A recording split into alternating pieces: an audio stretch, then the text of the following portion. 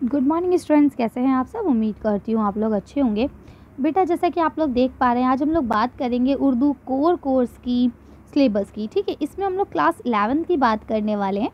ठीक है, क्योंकि बेटा आपको पता है ये सिलेबस ना इंटीग्रेटेड होता है, यानी 11th और 12th का एक साथ होता है। तो मैं 2 वीडियो बनाऊंगी, 11th का अलग और 12th का अलग। ठीक है, तो ये वीडियो 11th क्लास के लिए रहने वाली है। अगर आप 12th क्लास के हैं तो आप डिस्क्रिप्शन में जाके इसका 12th क्लास का लिंक ले सकते हैं। ओके, चलिए तो हम लोग पढ़ना शुरू करते हैं।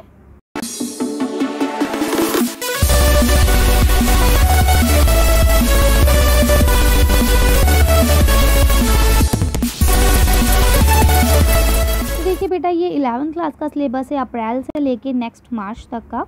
ठीक है, तो पहले आपसे कहते हैं कि भाई आपको जो है रीडिंग कॉम्प्रहेंशन जो आते हैं वो सब आएंगे। ठीक है, 20 मार्क्स से रहेंगे, 5 मार्क्स के ईच। ठीक है, इसके बाद आपका यहाँ पे देखिए दे रखा है राइटिंग में, जिसमें आपको पैराग्राफ आ सकती है ना, या आपको लेटर भी आ सकते हैं, एडवर्टाइजमेंट आ सकता है, कुछ भी आ सकता है, तो आपको वो देना होगा।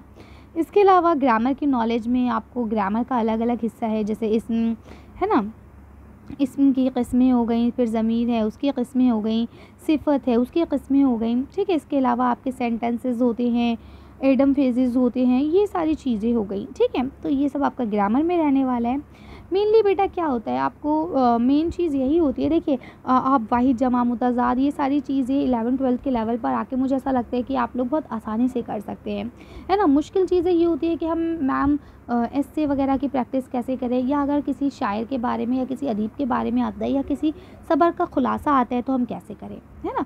मसला आता है यहाँ पे। बाकी मुझे नहीं लगता और 11th-12th क्लास में पहुँचने के बाद कोई चीज़ मसले की होती है। ठीक है, और सबसे इम्पॉर्टेंट चीज़ ये है कि भाई जिस तरह से सिलेबस हर रोज़ चेंज हो रहा है, तो बच्चों को सबसे बड़ा कन्फ्यूजन यही रहता है कि मैम कौन से चैप्टर आ रहे हैं और कौन से डिलीट हो गए। तो बेटा आज हम सबसे पहले इसी चीज़ पे ही बात करेंगे कि कौन कौन से चैप्टर्स आपको पढ़ने हैं और कौन से आपके डिलीट हो गए हैं। ठीक, इसके अलावा आप ये चीज़ दिमाग में रखिए बिल्कुल कि जो आपके अदीब होते हैं, शायर होते हैं, उनके ऊपर आपको शॉर्ट नोट आता ही आता है। ठीक है, in long type question, short type question, ऐसे टाइप क्वेश्चन, इस तरह के क्वेश्चन आपके पूछे ही जाते हैं, तो आपको कंफ्यूज होने की ज़रूरत नहीं है। आपकी जो किताब होती है वो 2 हिस्सों में आपको बांटी जाती है।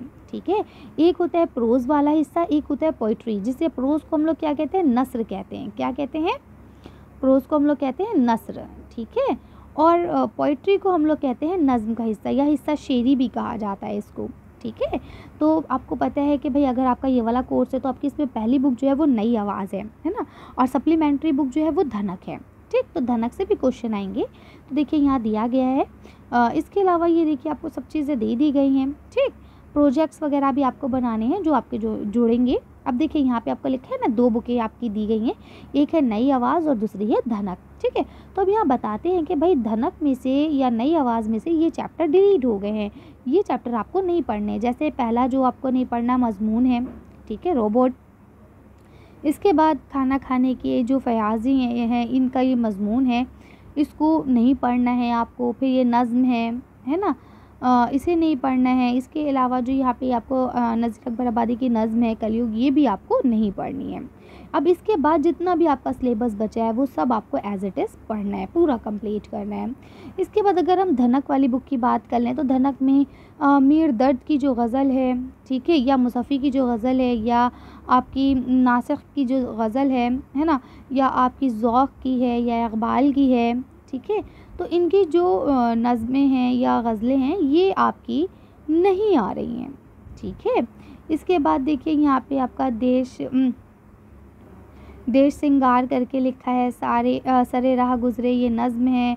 ठीक है, अख्तरुल ईमान की, और रुबाइयात हैं हाली के। तो ये चीज़ें आपके ये 8 चैप्टर जो हैं यहाँ से डिलीट है। अब 8 के अलावा जो भी आपके बचते हैं वो आपको पढ़ने हैं। और आपको एक चीज़ ये पता होनी चाहिए कि आपको ओवरऑल सिलेबस अपना कंप्लीट रखना है। ठीक है, स्टार्टिंग की चीज़ें आपके फर्स्ट टर्म में आती हैं, बट पिछले 2 साल से ये रूल हो गया है कि फाइनल टर्म में आपका ओवरऑल सिलेबस आता है। पहले ऐसा नहीं होता था, पहले फर्स्ट टर्म का फर्स्ट टर्म में रहता था और फाइनल टर्म का फाइनल टर्म में रहता था, लेकिन अब आपको पूरा पढ़ना है। ठीक है, इसके अलावा ग्रामर के लिए आपको उर्दू कवायद की एक बुक दी गई है जिसका नाम है उर्दू कवायद और इंशा।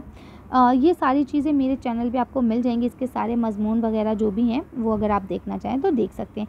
ये छोटी सी वीडियो थी आपके सिलेबस की। अगर आपका सिलेबस, अगर आपका कोर्स उर्दू कोर है तब ये वीडियो आपके काम की है। अगर आप इलेक्टिव पढ़ते हैं जिसका कोड होता है 003, तो उसकी वीडियो भी अलग से बनाई जा चुकी है, तो आप वहाँ से उसे जाके देख सकते हैं। ठीक है, चलिए मिलते हैं नेक्स्ट वीडियो में। Thank you for watching.